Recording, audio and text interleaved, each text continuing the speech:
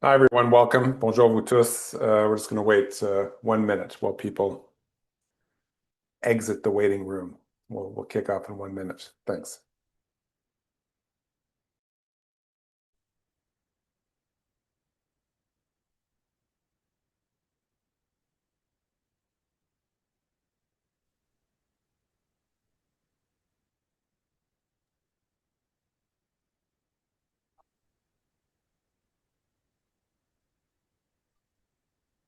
Okay, why don't we get started? Thank you so much for joining us for this Ask Me Anything on industrial carbon pricing at a Crossroads. You're in for an hour of detailed discussion of industrial carbon pricing. Bonjour à vous tous, bonne année. Je crois que je peux continuer à dire bonne année jusqu'à la fin du mois de janvier, je pense. My name is Rick Smith. I'm president of the Canadian Climate Institute, and I'm joining you from Toronto, the traditional territory of the Mississaugas of the Credit, the Anishinaabe, the Chippewa, the Haudenosaunee, and the Wendat peoples. Um, just a couple of words to begin. Of all of Canada's climate change policies, industrial carbon pricing has the potential to deliver by far the most emission reductions. The policy has also been designed to minimize costs and to buttress the competitiveness of Canadian industry. In fact, as other jurisdictions like the EU, China, India crank up their industrial carbon pricing systems and enact increasingly carbon border adjustments, the necessity of Canada having a well-functioning, cohesive system of industrial carbon pricing has become the price of admission of deepening and broadening Canadian trade with the world. Uh, just a second ago, I said that industrial carbon pricing has the potential to be our country's most important climate change policy.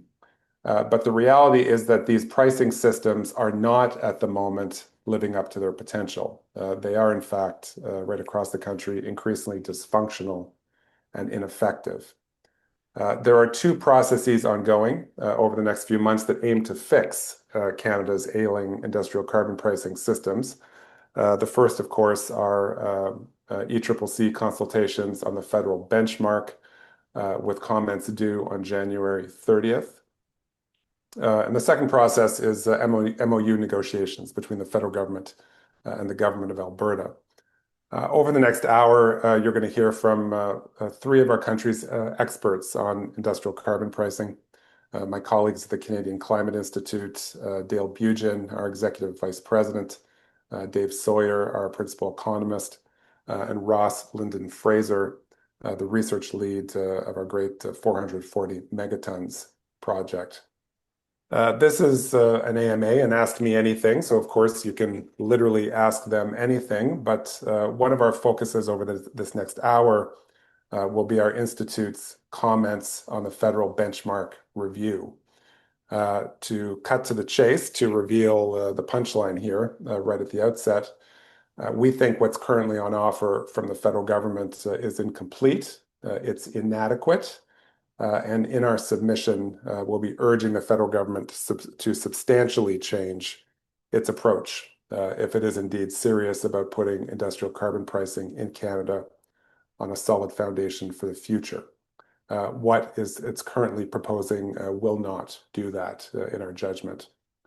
So for the next hour, Dale and Dave are going to take it away. They have a short deck prepared. Then we'll open it up for questions. If you do have a question, please post it in the Q&A function.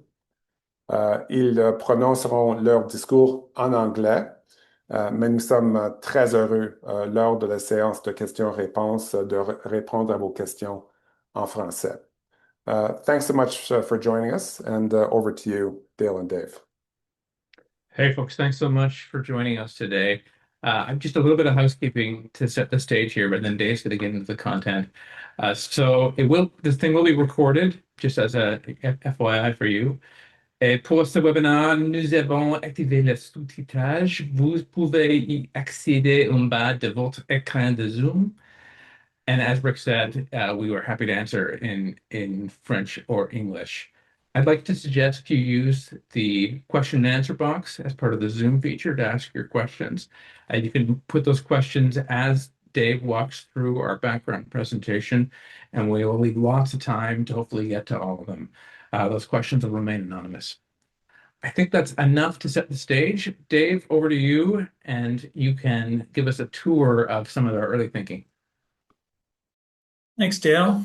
Thanks for joining, folks. It's a good time to think about carbon pricing with the benchmark submissions coming up next week. So we thought, as Rick said, we thought we'd sort of wade out into the world and share some of our early thinking.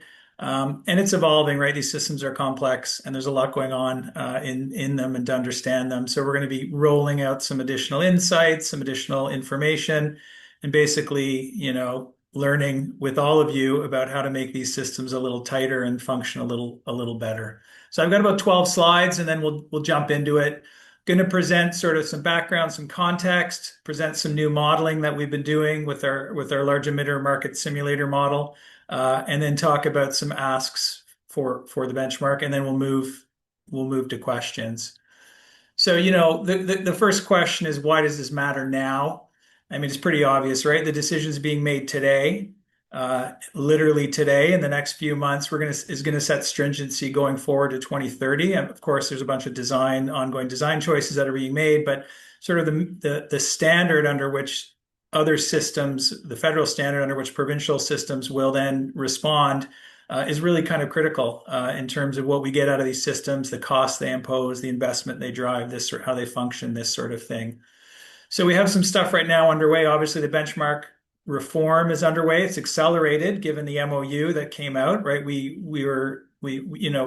Officials at ECCC have been looking at the benchmark process for a number of years. The Institute did an independent assessment of carbon pricing systems that's feeding into this benchmark. We finished that and published that earlier in early 2025. So the officials have been on it, but still, I think with the MOU, there's been an acceleration, thus the short consultation period we're sitting in right now around the benchmark review. Reminder, the federal OBPS is also going to be updated at some point, and that'll set a lot of the standards as well.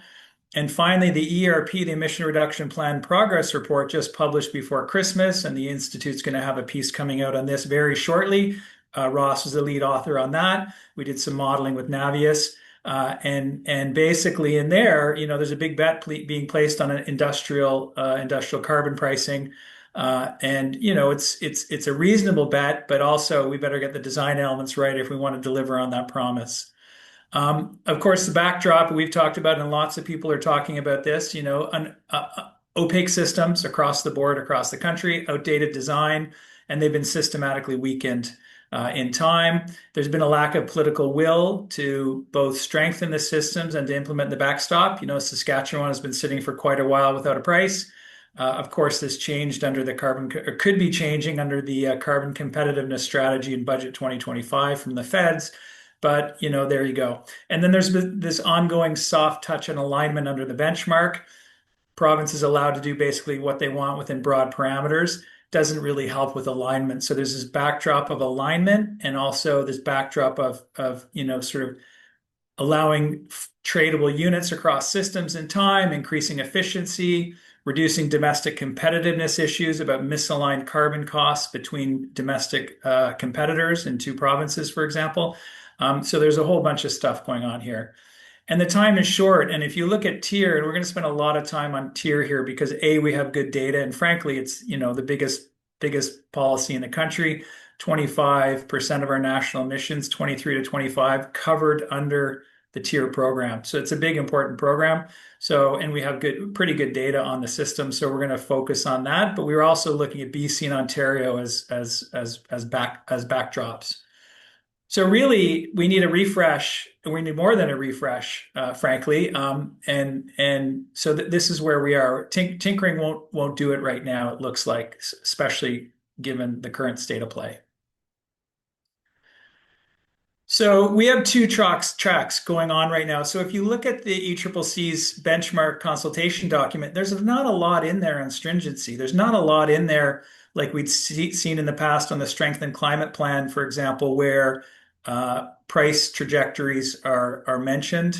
Tightening rates are known at times. And so really, this reflects where we are, which is the MOU driving a political process from which it looks like stringency will be decided. The $130 effective carbon price, credit price, excuse me, flowing out of that is really the sort of indicator of it's a political process, right? So at the same time, we have this benchmark assessment, which is really about a set of principles of how we assess the systems. These principles get translated into tests. How do we know the systems are performing? Can we be sure that they're going to drive demand and therefore increasing prices in time, which drive investment and emission reductions and balance cost impacts? So the benchmark does not set ambition. It really is a test to achieve ambition. And whether ambition survives implementation. So it becomes really important, the benchmark. And so that's sort of the way I think about it. I think that's the way it's emerging right now, right? There really is right now a stronger two-track process than we'd seen in the past, political and official, official process around the assessment. So what are the consultations document? What does it do and what doesn't it do? As I said, it sets out some principles for assessing systems. It allows for flexibility across design systems. We see that in the benchmark criteria that are published online. And it tests for equivalency across jurisdictions. And we'll talk a bit about equivalency and what it looks like and whether or not it's design equivalency or outcome equivalency. And I think there's a movement right now to push away from design equivalency more into outcome equivalency, the $130 price, for example, which is very different than having a $170 ceiling price where the effective price settles out at a very different level. So we'll see how that shakes out. And what it doesn't do, as I said, it doesn't set price levels. It doesn't mandate tightening rates, doesn't propose procurement or price corridors or other design elements. It more asks questions about, hey, what do you think about these things? Are they useful? And I think the document undersells the importance of some of these potential design elements that we care about. And I think in our submissions going into ECCC, I think one should not necessarily just respond to that document, and you should think broader about the principles you care about, and recognize there's a separate track, which is a political track, and that although the document lays out a very sort of some tight guardrails about what they're looking at, I think there's room for all of us to put in more information and take a stronger stance on things we care about. And so maybe don't get lulled too much into responding to exactly the elements in that document, and think of this as an opportunity to look at other things, other principles that you may care about. And so the separation is clearly intentional, right? The officials have this sort of benchmark they have to assess, and I'm basically saying, well, I think there's an opportunity for all of us to widen that remit a little bit. And so I do that, and we do that here at the Institute. So that's some background there. So what is the benchmark trying to do? This is just some more background, and then I'll get into some fun stuff in a second. So the pre-December, or excuse me, the December paper and the January slides, ECCC is really asking, and the paper set out the principles, and the deck presented recently by ECCC sets out the tests and gave us more insight into what they're thinking about, which was really helpful. And so the questions really, when I boil it down, like how do these systems maintain a price signal? When does flexibility go too far or not enough? How does flexibility impact outcomes? So you can think of direct investment credits in Alberta, for example, explicitly mentioned in that document. How do we assess equivalency across varying different design choices and systems? And that's a core element of the piece. And then interestingly, when should governments intervene? And this intervention is really around price corridors and procurement and propping up systems to add stringency in, to maybe do some dynamic stabilization of prices that are highly volatile. So you can think of procurements, or in the Western Climate Initiative, the Market Stability Reserve. And so when do you intervene here? So there's some questions there about when should you intervene, and indirect questions, I think, about what do you think of these sort of options? What are the options we should consider? But really, when you look at this document and the deck, it's really, they're diagnostic questions, right? They're not questions of ambition. And I think I've made that clear, but it's a really important point. And the risk, of course, is these weak diagnostics can sort of allow the stringency commitments to fail quietly, as we've seen in Alberta, maybe not so quietly, right? And so that's the risk, that the diagnostic systems are not aligned with the dynamic nature of these large emitter programs that are subject to all kinds of influences, from commodity cycles to political whims to new investment, right? They're dynamic systems. So how do you marry sort of a static test with this dynamic nature? And then how do you balance out the systems to drive that sort of investable signal in time? So that's sort of the way I think about it. So we get into the fun stuff now a little bit. Now, why are diagnostics hard for these large emitter trading systems for the industrial carbon pricing? It's really hard to actually pin down how these systems are doing, even if you had really good information. And there's a number of reasons for it. First, they're multi-compliance or multi-instrument pathways. So think about all the choices a facility has to reduce emissions and to comply with their compliance obligation. Offsets, banking, direct investment credits, bought and sold units, direct investment credits now adding to the stack, abatement, ceiling prices, so fund credit limits, right? When you think about the multitude of choices that firms face, it's really hard to come up with a single indicator, which is the last point here. How do you just get a single indicator of what does stringency look like across these systems? And then each government does their own secret sauce with their own sort of design characteristics. And then these administered pathways are kind of interesting because they really shape the system. So the fund credits, the investment credits, what's allowed, what's not allowed. These choices are actually big stringency drivers, especially the ceiling price. And so when we look at the systems, I like to think of breaking these two up.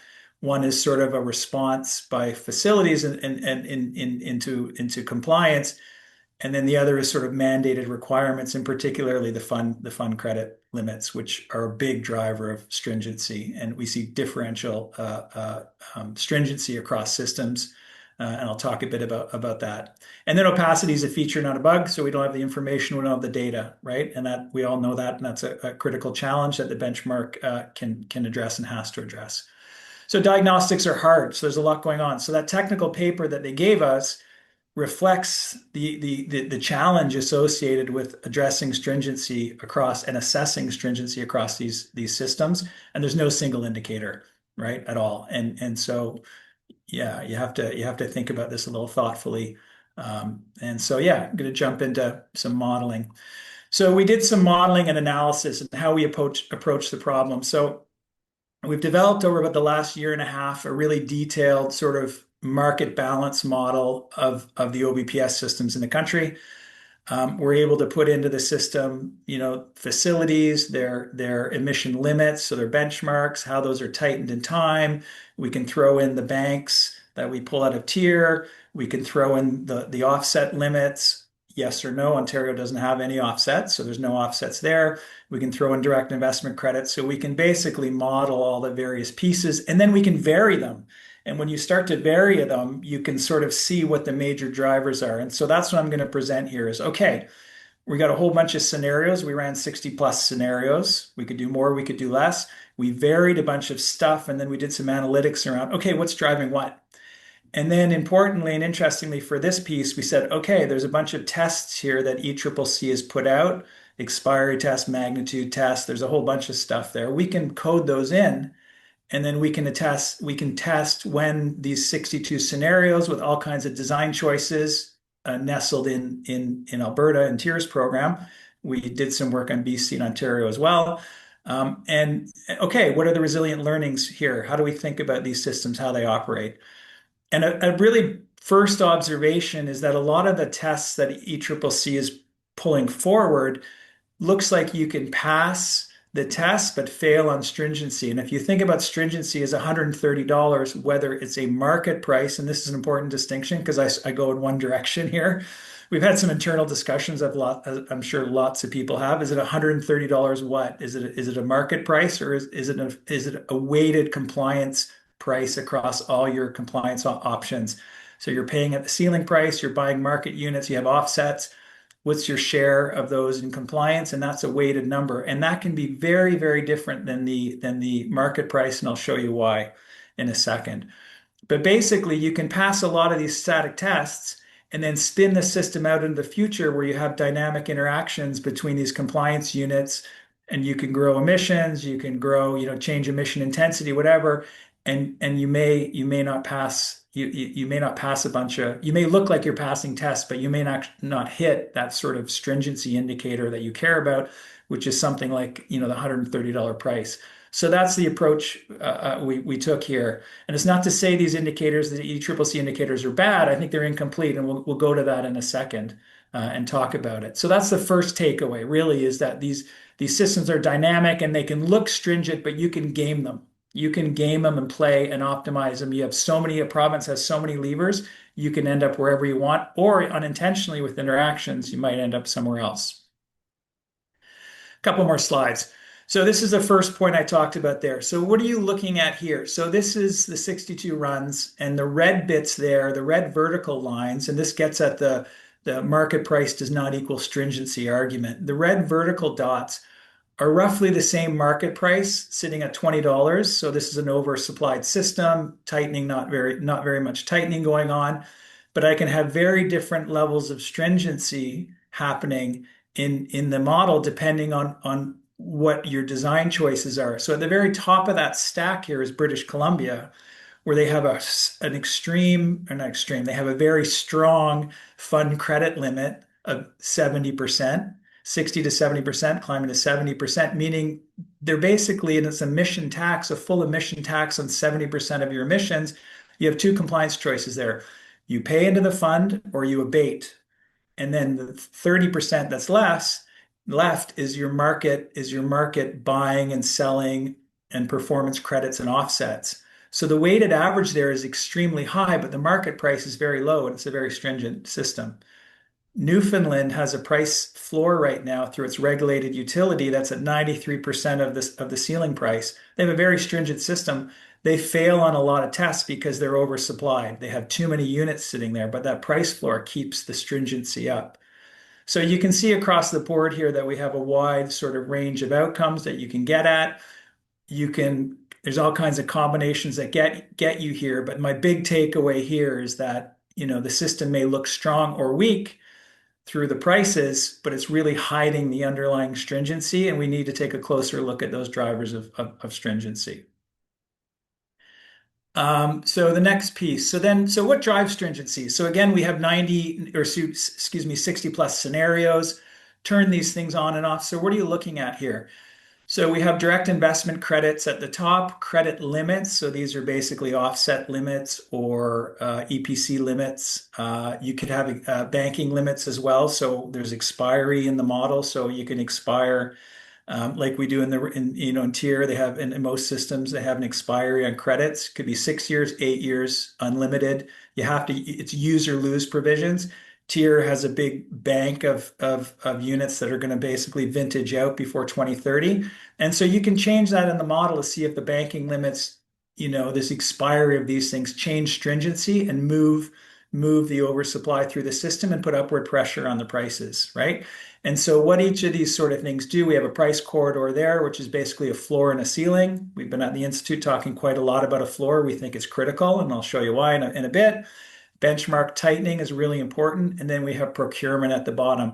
And what you're looking at here, the 28, 32, 46, is the average pricing impact from the current baseline and tier that drives each one of these things isolated for its unique impact on the price. What really matters here? No surprise, investment credits knock the floor out of the system. Oversupply, free credits, double crediting, it just reduces demand and reduces the stringency of everybody else. It erodes incentives. The credit limits are interesting, and the offsets in particular, some think, and I used to think quite a bit, that we need to reduce the offset limit. We have too many offsets kicking around in Alberta for sure, but it doesn't have the big price effect you think. And the trade-off is, and we'll talk about this in the next slide, it drives compliance into the ceiling price, high price. So suddenly you've got less offsets available at a low price, And compliance, there's a bigger share that goes into the ceiling price, which is your highest compliance cost, and it drives system costs up. So there are trade-offs for all these sort of things. The banking limits I talked about are important, but not critical, important. And then a floor escalation, a floor going up in time, drives stringency in a big way. And then frankly, it's benchmark tightening. And so benchmark tightening is really the foundation of these systems. And everything else is a modifier on there and helps along the way. So if you have no benchmark tightening, you're not going to get an increasingly stringent system. And then procurement, when we have an oversupply of issues or an oversupply of banked units like we do now, or we have an ongoing volatility problem with too many credits being created for whatever reason, procurement can smooth that out and can really rapidly clear out the system. You're buying units using tier fund credit, the technology fund, the fund credit payments, recycle those back into retire units. You can drive that price up really well, but there's some risks there. If you still have a bunch of offsets and EPC banks coming in, you're just propping up a price. You could have a really high price, but low stringency because you're basically draining the bathtub with procurement and you're filling it up with offsets and EPCs. So procurement is sort of, it can move you in the right direction really fast, but it also can mask stringency problems in the system. So it's necessary to do it, but it's not sufficient. It's tightening still as your bottom line. So when I think about the instruments, these are the sort of, the pieces that matter. And ultimately, this is the second last slide. Ultimately, sorry. So ultimately, there's some costs associated with all of these, and you have to balance out, I think, as a regulator, what you want to do. And frankly, to get the stringency we're looking for at the 130 MOU number, whatever it ends up being, it's all hands on deck, and you're going to need a basket of measures. Because, for example, tightening can get you there, and what you're looking at on the left is basically 3 tightening levels. These are aggressive tightening levels, 4% on average, 8% on average. They can absolutely get you up to that MOU price, but look at the right hand. This is a cost index from the current system. It goes through the roof really fast. So it's almost a 5-fold increase in cost if you go with benchmark tightening. And so these systems all have their, the trade-offs.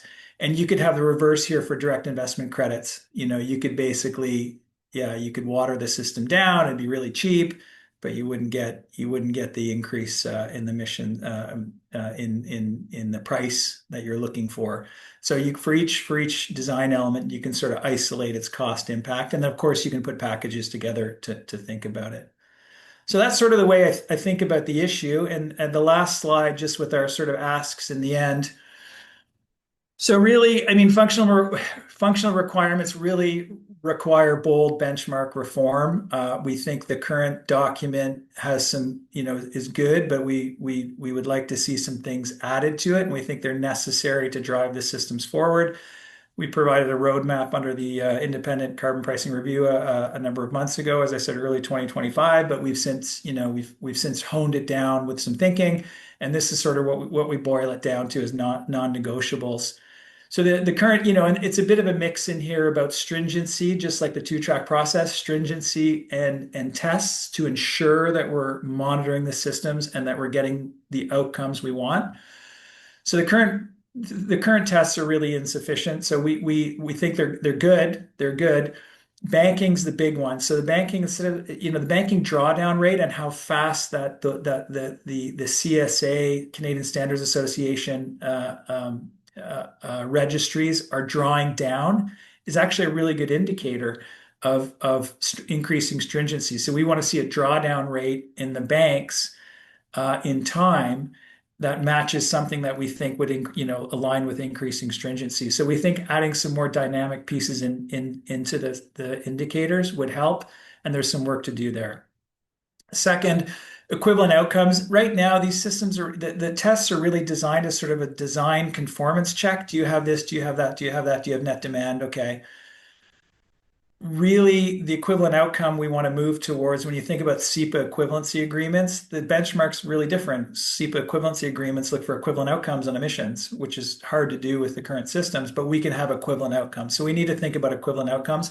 So $130 effective marginal, the weighted compliance average I talk about could be one indicator and an important indicator to compare systems so that you could have a British Columbia with a high fund credit limit compared with Newfoundland with the price floor that's existing.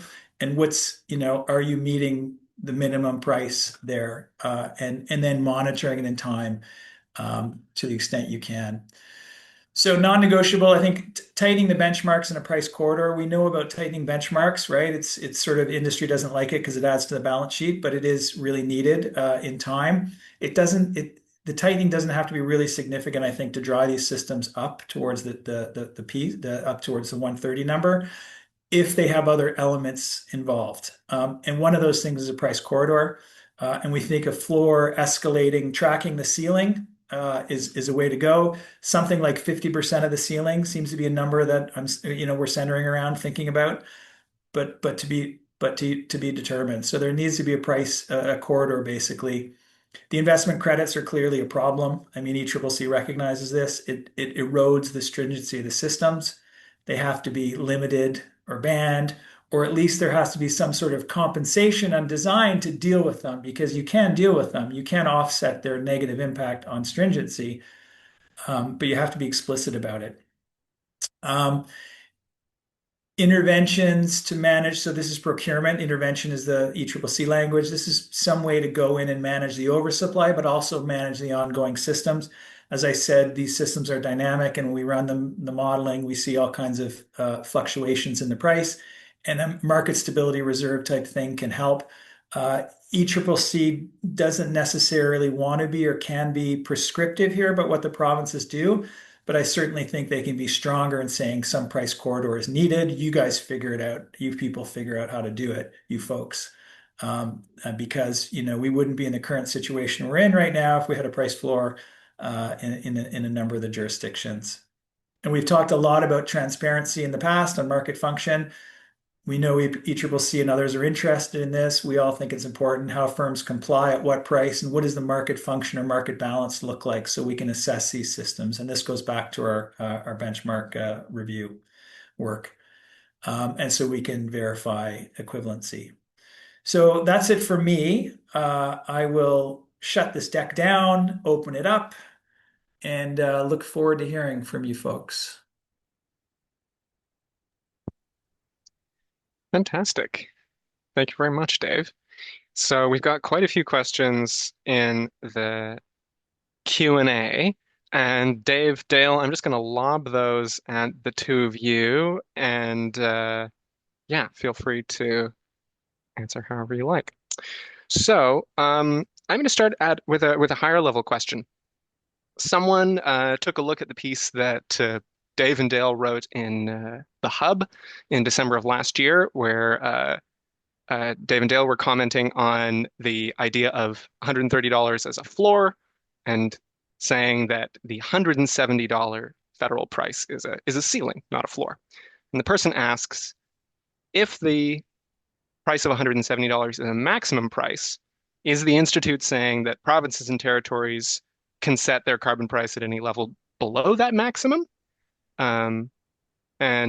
Yeah, what should be the common minimum price across Canada is what this person's asking, if not 170. Maybe I'll start and then Dave can chime in too.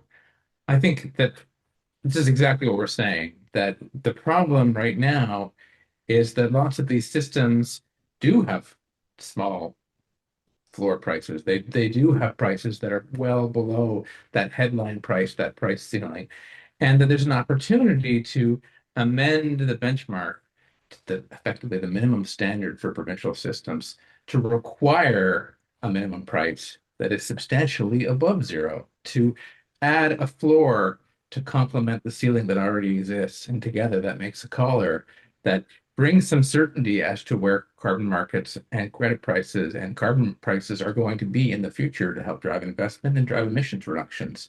So the number in the MOU is, I think, a useful number to keep in mind, of a minimum of $130 per ton by 2030 to make sure that provincial systems are collectively rising up and delivering on that minimum standard. Yeah, I mean, if you're trying to get at $130 price or any price, and if you're using a compliance weighted indicator like a marginal effective marginal credit price, your ceiling price pulls up your average of your market price because typically it's going to be higher than your traded price. So in theory, to hit the 130, a province could select $140 if they tighten their system sufficiently to balance out the ceiling price on that. And so the ceiling price really matters to pull up the average of the compliance. And there's a question in the queue about, oh, you had a $20 price in British Columbia, but we have a $95 price. The market crashes in some scenarios in British Columbia, especially depending on what you assume with LNG and the supply coming out of LNG. But the market crashes because there's no compliance room. Nobody can actually use the units because they don't have a lot of room to use the units, and there's a bunch of offsets sitting there. So you could have $20 to $40 carbon price in British Columbia and a $95 ceiling limit. And if you used the market price there, BC would not be in conformance. But if you use the weighted average, they would be more stringent than Alberta right now, much more stringent, even though the price could be a fraction. So that ceiling price is really important, and there's room to move it. I mean, in theory, there's room to move it and adjust it as long as you hit that performance standard at 130 bucks if you're weighting everything by compliance bucket. Perfect. Thanks for those answers. There are a couple of questions that are related to what Dave was just talking about, this idea of, weighted effective marginal prices. So I'm going to combine a couple of questions together. So we've got one person asking, we said that there is the ECCC material is not a test of ambition. So someone's asking, like, what does set ambition in our view, or should set ambition? And relatedly, someone's asking, in our analysis, what is the stringency that matters if it's not the market price? Dave, you answered that a little bit, but any further thoughts on those questions? Dale? Yeah. They were- Ross, yeah, sorry, go ahead. I mean, I think the gist of it is that there are different firms in these systems, these participants in these markets are facing a range of compliance options, as Dave has said, that they can reduce emissions, they can buy additional credits from the market, they can pay the fee to governments for excess emissions above their thresholds. And currently in these systems, those different options have different prices and different costs on the margin, to be jargony. And so when we are thinking about effective marginal carbon prices, we're thinking about sort of the weighted average of all those different options across the different emissions at those different price levels. And together, those different things combine to create that effective price that Dave's talking about. And we know every boardroom responds very differently to their compliance obligation. That's all you learn in the space, right? I did work with Alberta a number of years ago, and that's, the compliance data sort of bears that out. Nick Rivers and his student Jay Bantu, I worked with Jay as well. They did a survey because we always had this question: do firms respond to the average cost or the marginal cost of reductions? And so what are they responding to? Which price are they responding to? And back from the survey was, we actually just want to minimize out our emission limit. It's our emission limit that really, our benchmark, that really decides how aggressive we're going to get on stuff. And that's what we respond to. And so it's interesting. I think of these systems as being price-based, but in fact, it's the benchmarks that, and there was not a big survey, but it was a survey, and Nick Rivers is an academic. And so they took they did a good job on survey design and that sort of thing. And they sort of found that interesting result. Firms are not responding to the marginal as much as we think. They actually are responding to the quantity restriction. So anyway, that was interesting. Perfect. Thanks very much. We're going to jump to some terminology questions here. A few people are asking about the investment credits, direct investment compliance options. So Dave and Dale, could you explain a little bit about what those are and how those are treated in the federal benchmark review? And someone's asking, why are these bad? Why do we think these are a challenge? Okay, let me take a shot, and Dave, you can chime in too. So this is very specifically a thing that's being proposed and pioneered in Alberta right now. This is a live proposal in the Alberta system, and the idea is that firms can get credits for their own investments in their own projects. So it's a mechanism by which they can count investment in their own emissions reducing projects as compliance, but also as a way to generate credit. The dangers here are a few. One is that there's a risk that those investments in emissions reductions within the boundaries of their own company are things that would have happened anyway, even in the absence of the carbon price. They're not going to drive additional emissions reductions. It's also creating extra excess credits to add to an already oversupplied market. So the result is that if we take it optimistically and assume that it is driving more investment in low carbon projects within those firms, it's also undermining incentives for other firms to reduce emissions because of adding to the oversupply of credits and therefore decreasing the price of carbon in those credit markets. And they're essentially free for firms too, right? They're just getting it free. You can the way it's set up right now with these credits, if you can use them sort of right away in your own facility, and you can't trade them. But if you've submitted credits earlier, I call these, they're zombie credits. You can basically go in and bring back to life your submitted credits, your dead credits, and you do a one-for-one trade for past credits. And then, I mean, this is roughly it. And then they're fully fungible and bankable, and they're gold-plated again. And so there's a lot of flexibility in there for them. But yeah, the bottom line is, why do firms invest? Or, they're avoiding a higher price. Typically, they're avoiding a higher price, and the credits don't really, they're sort of the benefit of investing to reduce emissions is to avoid a price, and then you're giving them something on top of that an additional benefit, right? And I understand why one would do it with the financing challenges. These are big, there's big, lumpy, big facilities, multi-billion-dollar CCUS being talked about. I sort of understand why you'd want to help lubricate the system with finance. You can think about balance sheets and equity and financing and this sort of thing with credits being available. But at the same time, they work against the system. So again, if you're going to do that, and Ontario has a similar program, it's not quite the same, but Ontario's program kills liquidity basically because you put your compliance payments into your own account, and then you don't buy units from someone else, or you don't trade or whatever. And so I can understand why these systems are there, but really you have to counter them. If you're going to allow for that, there's a clear stringency hit, and you'd have to basically assess how you hit to the 130, which is why that 130 is a good number, right? Because you can make these choices. It's just a question of, can you manage the system to that number?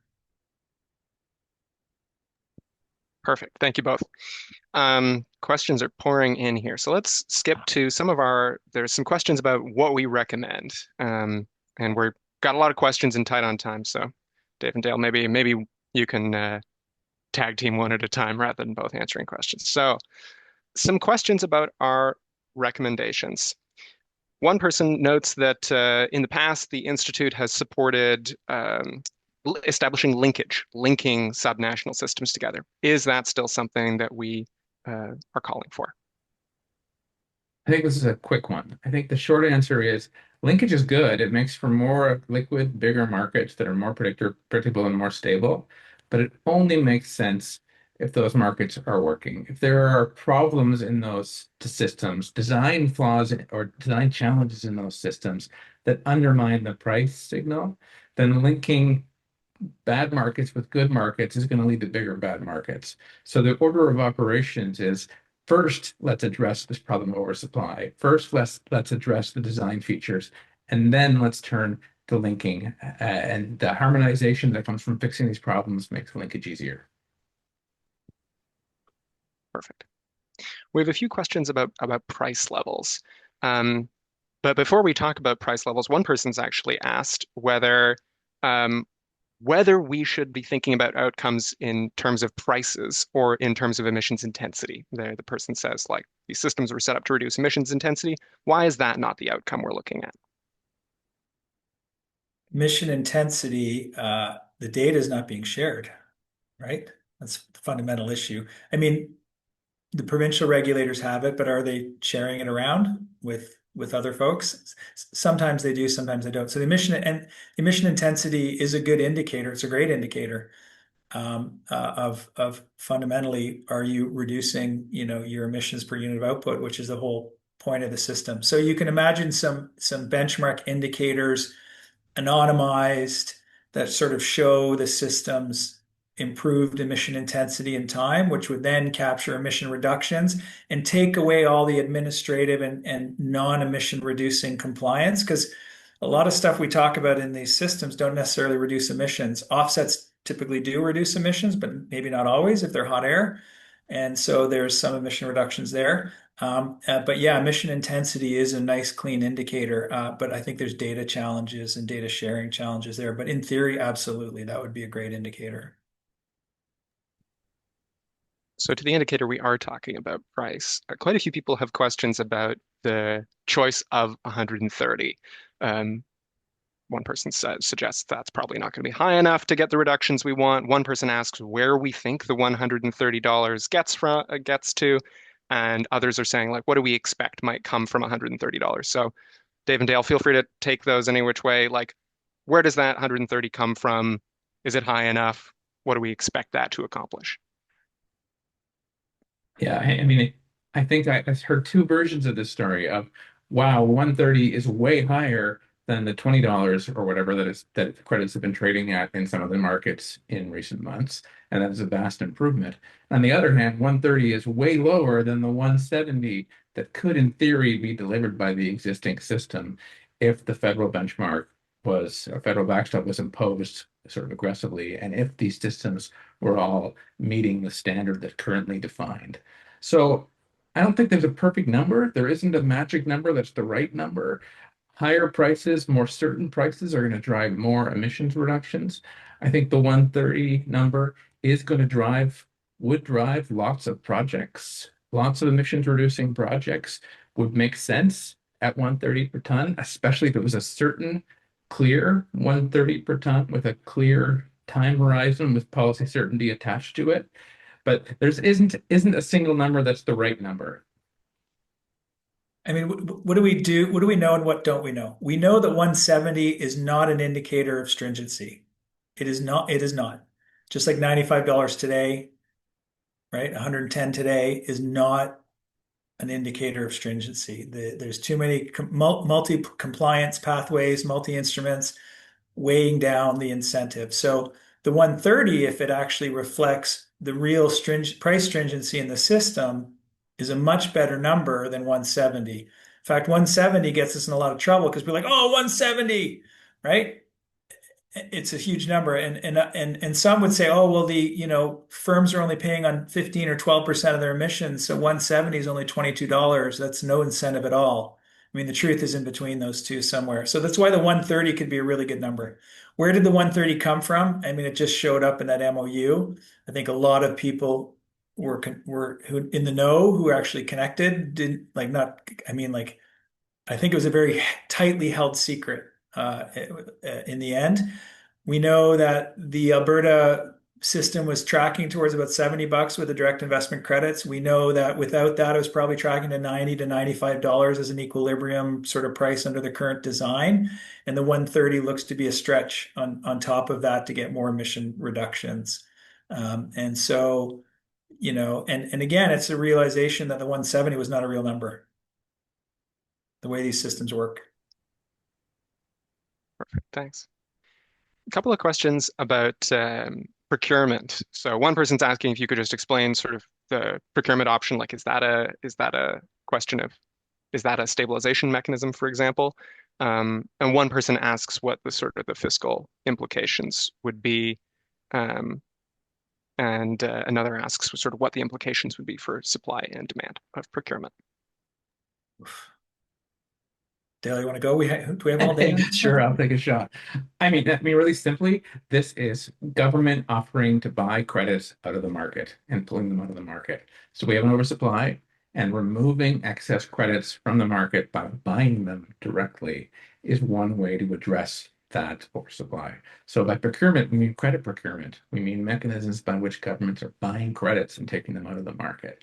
The costs could be significant. If that was the only tool governments were using to stabilize their credit markets, then those fiscal costs would be larger. That's one more reason why Dave's story about using multiple design levers and multiple ways to bring these effective prices up over time makes sense, because relying only on one has other trade-offs in terms of the fiscal costs as well.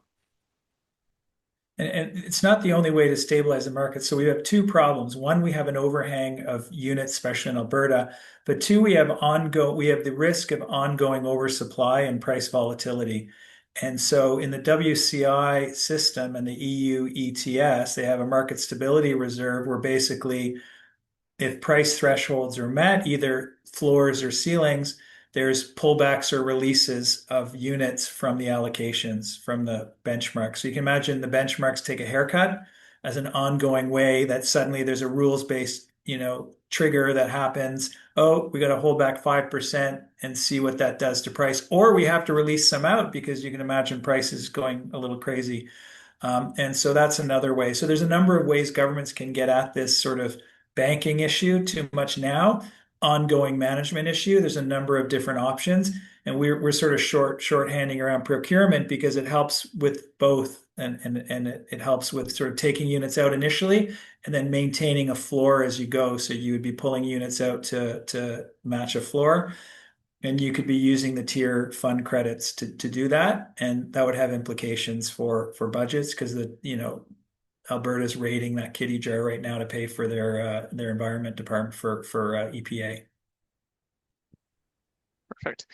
Questions continue to come in, so I don't know that we'll get through all of the questions in here, but as we're answering some live, we will try to answer some in writing as well.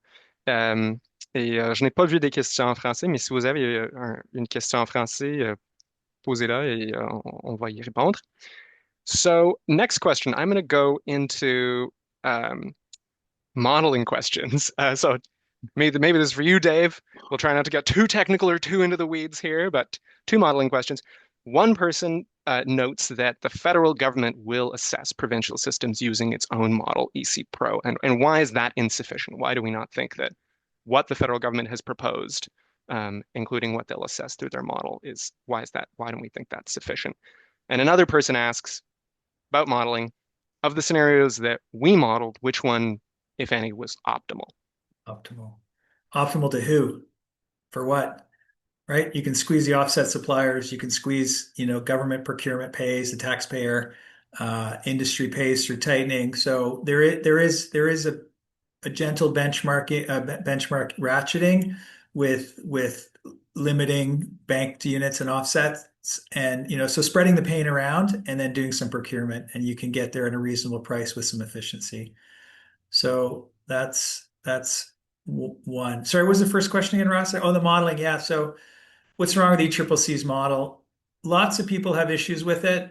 I think we all have differing modeling tools that help us learn. My criteria for assessing these systems would be, does the model have all the compliance channels in there accurately modeled, or at least reasonably, right? Because you can never do it properly, right? But have you reasonably captured the offset supply, the bank supply, expiry dates? Are you allowing for production to rise or fall, sensitivity testing? The ECCC model does that well. Do you have facility-like benchmarks in there? So can you represent the systems a little better than more of an aggregated model? So there's a bunch of criteria in there. And so that's one. I think ECCC could do some work on the tools they use to do a better job of understanding all these market dynamics. And then second, fundamentally, everybody hates everybody else's model, and if they don't like what it's spitting out, it's wrong. So you need, frankly, I think, some independent folks in the middle of this thing, and to help, I think, broker sort of and have a transparent sort of back and forth And that's we've talked about that in the past with emission projections, and ECCC did a really good job of responding to a bunch of criticisms over time about their broader models around emission projections and the ERP and this sort of thing. And the new ERP, we see a lot of really good movement on transparency and prioritization of measures and what do we get. So there's a transparency angle here that I think would help everybody out. So that's a bit of a ramble there, but yeah, the models are wrong. What are we learning? And no one likes someone else's model because they don't. Yeah, I'll stop. That's great. All right, looking at the clock, I think we've got time for two more questions. So question for you, Dave. Someone had a question about timing. How do these systems influence decisions on production levels, technology? Like, what effect do these systems have on when facilities decide to make changes? Can you comment briefly on timing? Yeah, I mean, expectations matter, right? And we all know this. So when the direct investment credits were announced, what did the tier price do? Went down to Harper era level, $15 a ton, $17 a ton, lower than Harper when you adjust for inflation. And so expectations matter. Direct investment credits were deemed to be a risk to liquidity in the system, too much supply, price went down. And when the government, the Alberta announced it in their order in council, it didn't have the price started to rise shortly thereafter. You thought, why did it rise? Well, it probably responded to the MOU, and there's a belief that the system is going to be tightening because of the language and the political language and expectations. So the expectations matter. And so it's a function of stroke of pen risk. So stroke of pen risk was high. And then the MOU came along, it was lowered, price doubled. We're up, I think I haven't looked this week, but last week it was around $40. So it went from like 17 to $40, doubled in a couple of weeks. So that's all expectations. And then long-term belief on system design. And Dale's thought about this for a long time, so I'll stop. Okay, perfect. Actually, I lied that we'll have one very quick question. Someone's asking a question about timing. What's the timing of the consultation, when the benchmark review comes out? And then we'll come to our closing question. Maybe I can answer that, I guess. The federal consultation closes January 30, and the federal government has indicated in its written materials that it expects to publish the updated federal benchmark in April. Okay, then in that question, we'll come to the final question. Someone has said, basically, where do we feel industrial carbon pricing needs to fit into the broader policy framework? Assuming the system is benchmarked for the ideal outcome, what's the most valuable aspect of that system? And, how will that contribute as part of a larger climate plan? What is the greatest value it offers? Dale, you want to jump in there? Yeah. Yeah, I mean, I think this is sort of first principles that there's a reason why we and the government and provincial governments are spending so much time talking about industrial carbon pricing. And as our analysis has shown, it is capable of driving really significant emissions reductions more than any other policy that's currently being proposed. So this is a powerful tool for emissions reductions, but it's also a really powerful tool for driving investment in these projects. If we want carbon capture and storage projects to go, they aren't going to go in the absence of policy. And on one hand, you could directly subsidize those things using public dollars, or you can create incentives for private investment to flow in those projects. And that's what robust credit markets will do, carbon markets will do. So as we think about trying to crowd in private dollars into low carbon projects that are going to be new engines of growth as the world starts to move towards low carbon, as we start to wrestle with our emissions targets, as we start to think about border carbon adjustments in other countries, this is a low cost way to drive those investments, to make those investments in future prosperity. So this is a policy tool that is using market forces to deliver on important environmental outcomes. And that puts it right at the sweet spot of driving clean growth. All right. Well, thank you for answering those questions. Thank you, the audience, for all of your questions. I'm probably afraid we didn't get to absolutely everything, but for those wondering about our submission, we will post our formal submission to the federal government publicly. So Our written recommendations will be available. And yeah, thank you again for joining this webinar and for your questions.